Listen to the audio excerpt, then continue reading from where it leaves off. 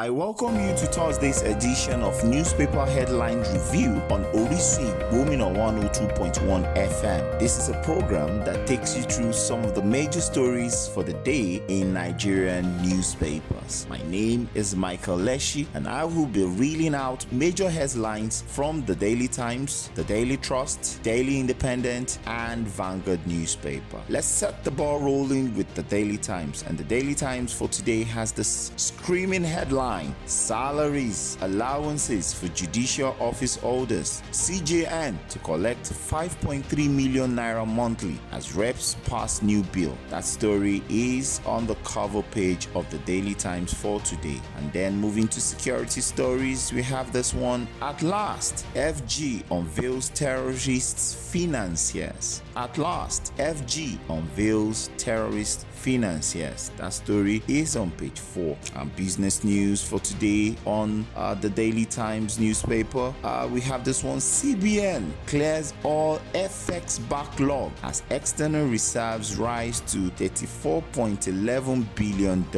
That story is on page 4. And then we have this one on the Nigerian budget. It says Senate extends 2023 Appropriation Act implementation to June 30, year 2024. That story can be found on the cover page and then flows into page 2 of the Daily Times. Now moving to the Daily Trust newspaper, and it has this headline: controversy trails leaked list of terrorist financiers. Controversy trails leaked list of terrorist financiers. And we have 3 riders to that story. The first one says NIFIU disowns memo: 4 of 6 indicted BDCs not registered with CAC. Case already in court, says government officials. Now you can find the story on page 1 of the Daily Trust for today. And moving to some education stories, we have this headline: varsity union strike,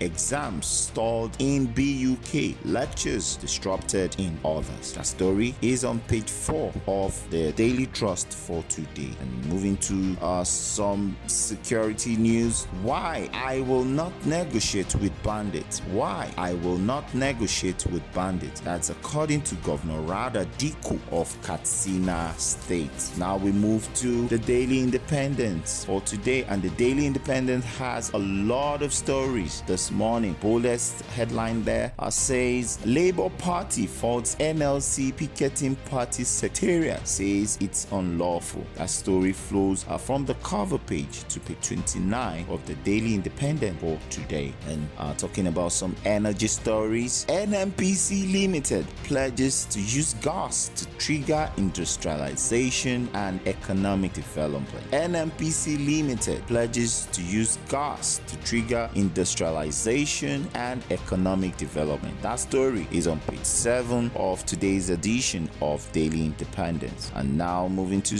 some education stories. Senate passes student loan NYSC trust fund bills. Senate passes student loan NYSC trust fund bill. That story is on page 6. Go into farming to better our situation, First Lady Oluremi Tinubu tells Nigerians. Go into farming to better our situation, Oluremi Tinubu tells Nigerians. Now moving to the story: Tinubu is decisive leader. Posterity won't forget him, says Vice President Shettima. That story flows from the cover page to page 7 of the Daily Independent for today. And moving to Vanguard, our final newspaper for consideration today: killings, troops comb Bayelsa, Delta Creeks for militant leader. Killings, troops comb Bayelsa, Delta Creeks for militant leader. That story is on page 5 of the Vanguard newspaper. And then we have this one again: hardship, palliatives not reaching Nigerians. Catholic Church tells FG. Hardship, palliatives not reaching Nigerians. Catholic Church tells FG.